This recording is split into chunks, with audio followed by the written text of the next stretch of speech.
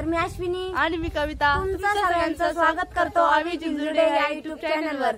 तर सगळ्यांना good morning. आणि बघा सकाळची वेळ आहे, तर बाकीचं आमचं सगळं दोघींचं काम पण आवरलेलं आहे आता, आणि म्हणजे स्वयंपाक पण झाला होता सकाळचा आणि सगळं काम पण आवरलं होतं। तर पण आपले गावरान कारले होते घरचे, म्हणजे आम्ही वेळ लावला होता आणि ते कारले पण मम्मीने आणले 2-3 दिवस झाले तेव्हा।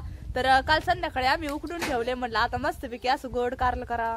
आणि आता म्हणजे तुम्हाला माहित आहे थंडीचे दिवस सुरू झालेले, तर थंडीच्या दिवसात कारल्याची भाजी खाणं म्हणजे एकदम भारी राहतं, कारण कारले आपल्या शरीरासाठी खूप चांगले राहतात आणि आयुर्वेदिक आहे। तर सगळ्यांनी म्हणजे कारल्याची भाजी, आणि सगळ्यात मेन म्हणजे कसं आहे कारलं हे कडू असतं, तर त्यामुळे सगळेजण खायला जास्त कामकुस करतात। आणि आमच्या घरी बी तसंच आहे, म्हणजे सगळ्यांच्याच घरी राहतं कारलं खायचं म्हणजे लय कंटाळा येतो। आणि मग म्हणलं आता चला थोडस वेगळ्या पद्धतीचं आणि मस्त असं कारलं बनवूया, कारण पोरं बी खातील।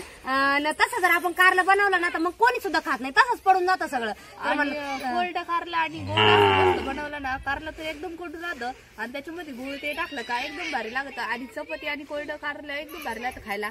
तर चला आता आपण कारलं बनवून घेणार आहे, आणि मस्त आज आम्ही वेगळ्या पद्धतीत कारलं बनवून दाखवणार आहे। तर तुम्ही व्हिडिओ शेवटपर्यंत बघा, आणि चॅनलवर तुम्ही जर नवीन असाल तर चॅनलला सबस्क्राईब करायला विसरू नका। तर चला आता लगेच आपण बनवून घेऊ मस्त असं कारलं आपलं। तर बघा आता आपल्याला मस्त असं कारलं बनवायचं होतं, आणि हे बघा कारलं म्हणजे आपण एकदम असं गावरान कारले होते वावरात लावलेले। तर काल मम्मी तिकडे गेल्या होत्या वावरामध्ये आणि मस्त असे निघलेले होते कारले, तर मम्मीने आणले आणि संध्याकाळी मग मस्त असे हे करून ठेवले उकडून। तर हे बघा एकदम गावरान कारले, आणि बारीक बारीकच फोडी केल्यात त्याच्या उकडण्यासाठी, म्हणजे पटकन उकडण म्हणलं। तर आता कारलं पण उकडून घेतलेलं आहे आणि आपल्याला लगेच गोड कारलं करायचंय।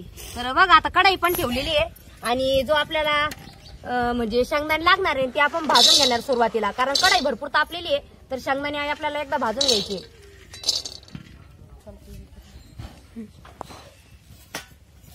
तर शेंगदाणे भाजूच तोवर आपल्याला मसाला काढून घ्यायचा आहे।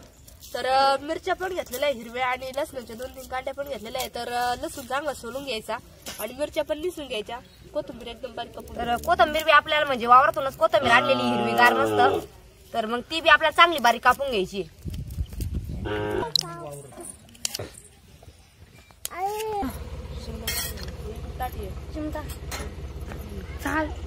शेंगदाणे पण आपले चांगले भाजले आणि ते एका ताटात काढून घ्यायचे आपल्याला। तर कविता चालू मसाला काढायचं, झाला का काढून मसाला? काढून झाला तर लगेच बारीक करून घेते।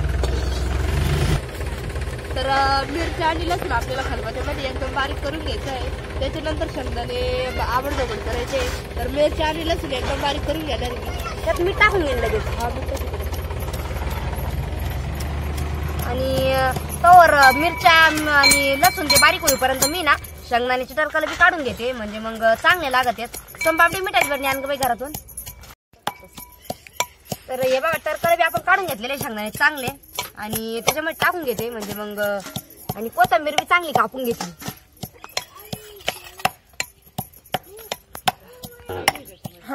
नाही का टाकून। तर मिरच्या एकदम बारीक करून घेतल्या आणि शेंगदाणे पण टाकलेले आहे। तर शेंगदाणे आता एकदम आवडजवड आपल्याला कुठून घ्यायचे खलबत्त्यामध्ये। तर पूर्ण हे बघा एकदम कविताने एकदम बारीक अशी मिरची वाटून घेतलेली होती। तर आपल्याला ही मिरची ना एकदम अशी अगोदर चांगली परतून घ्यायची। तर त्याच्यामध्ये मी कढईमध्ये थोडंसं तेल टाकणार आहे अगोदर, आणि ही जी मिरची आहे का सगळी ती व्यवस्थित परतून घ्यायची आपल्याला।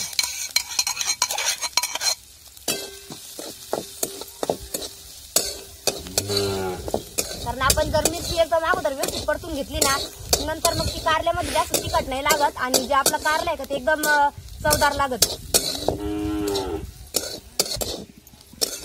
आणि त्याच्यामध्ये मीठ पण टाकून घ्यायचंय। तर कारल्यामध्ये अगोदर थोडं म्हणजे उकडायला टाकत आपण तेव्हा मीठ तर राहतच, तर त्यासाठी आपण प्रमाणातच मीठ टाकायचं, जास्त काही थोडं मीठ नाही टाकायचं।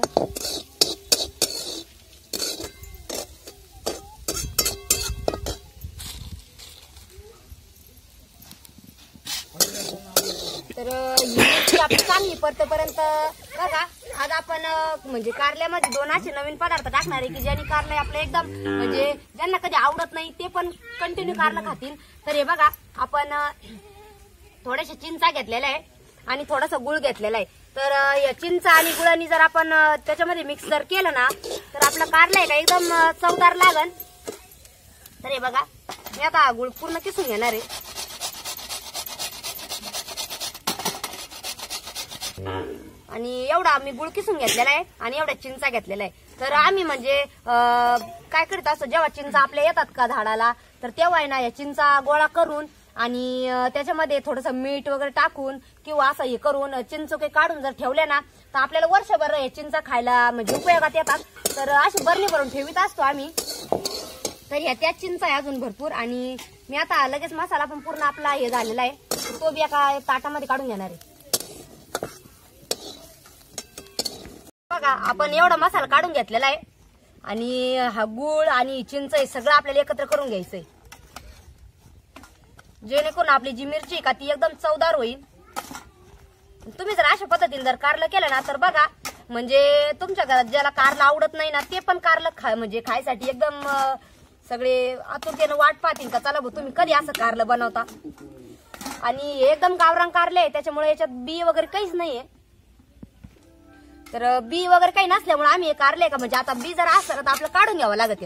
तर ते बी काहीच नाही त्याच्यामुळे आता मी हे सगळं एकदम मिक्स करून घेतलेलं आहे आता व्यवस्थित. हे बघा जेणेकरून ज्याला आपण जे गुळ ते हे केलंय का ते पूर्ण आपल्या कारल्याला बी लागल.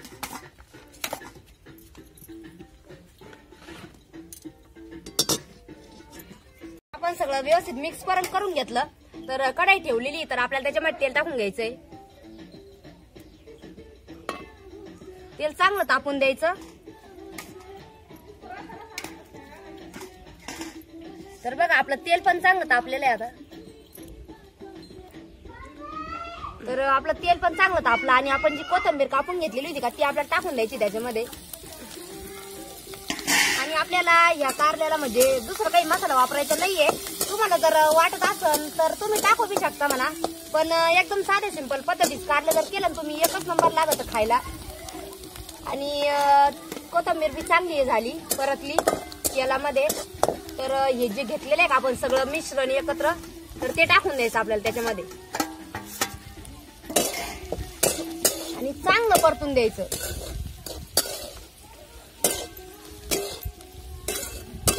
जेवढा आपला मसाला म्हणजे पूर्ण त्याच्यामध्ये एकत्र होत नाही तोपर्यंत आपल्याला चांगलं परतीत राहायचं.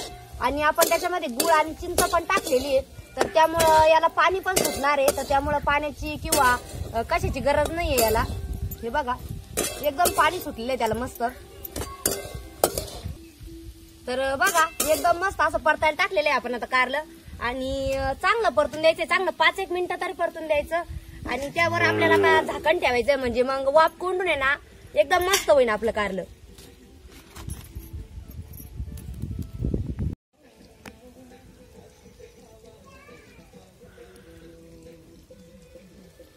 तर 5-1 मिनिटं झालेले आणि बघा आपल्या कारल्याला किती मस्त असं तेल पण सुटलेलं आणि पाणी पण सुटलेलं आहे. कारण एकदम मस्त असं गुळ आणि चिंचाचं सगळं मिश्रण एकदम व्यवस्थित त्याच्यामध्ये भिजलं गेलेलं आहे. आणि बघा वास तर इतका छान येतोय की आणि असं वाटतंय आता लगेच गरम गरम चपाती सोबत खायला जर बसलं ना तर एकच नंबर लागण ही भाजी. तर आपली मस्त अशी कारल्याची भाजी रेडी झालेली आता. झाली कारल्याची भाजी. पाय ना किती मस्त अशी कारल्याची भाजी तयार झाली आता. हा ना मी घरात होते तरी पण मला वास येत होता सर. हा ना इतकी झाली तरी पण वास येत होता मध्ये. इतकी छान झालेली कारण वासच इतका छान येऊ राहिला. तर आपली कारल्याची भाजी पण आता तयार झालेली आहे. आणि ही अशी कारल्याची भाजी जर सगळ्यांनी जर खाल्ली ना तुम्ही तर म्हणजे ज्याला कारला आवडत नाही किंवा सगळे म्हणते ना चला भाऊ कारला लई कडू राहतं तर ही जर तुम्ही ही पद्धत जर आमची भाजी करून बघितली ना तर ज्याला कारला आवडत नाही किंवा जे म्हणते ना की कारलं बघून काय म्हणतात नाक मुरडणारे किंवा जे असे राहतात तर त्यांनी जरी भाजी खाल्ली तर कोणी म्हणणार सुद्धा नाही चला भाऊ याच्यात कारलंय. तर इतकी अशी टेस्टी आणि चवदार भाजी राहती. तर वासच किती भारी येतोय त्याचा. वासच इतका छान येऊ राहिला ना कारण आपण आणि गरम गरम चपाती सोबत एकदम भरला. हा आणि म्हणजे मेन म्हणजे आम्हाला तर अगोदर ही पद्धत काही माहिती नव्हती बरं का. पण आमच्या आई करायच्या ना तर मग त्यांनी आम्हाला आणून दिलं. तर एक दिवस काय झालं आई म्हणे पोरीनं कारल्याची भाजी खा ना. आम्हाला तर कारल्याची भाजी काही आवडतच नव्हती पण मग आई म्हणलं अगं तुम्ही खाऊन तर बघा इतकी भारी कारल्याची भाजी ना का बस.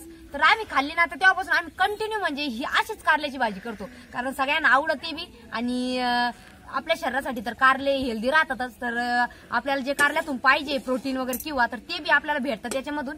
तर एकदम भारी आहे आणि तुम्ही पण नक्की अशी कारल्याची भाजी करून बघा. तर खरं तर दोघी पण बसलो होतो कारल्याची भाजी करण्यासाठी, पण मग शंभू आणि सोनपापडी जेवायचं होतं तर त्यांना गेले ते जेवू घालायला आणि तर लोक ताईनं कारल्याची भाजी केलेली आहे. तर आपली एकदम मस्तपैकी कारल्याची भाजी झालेली आहे.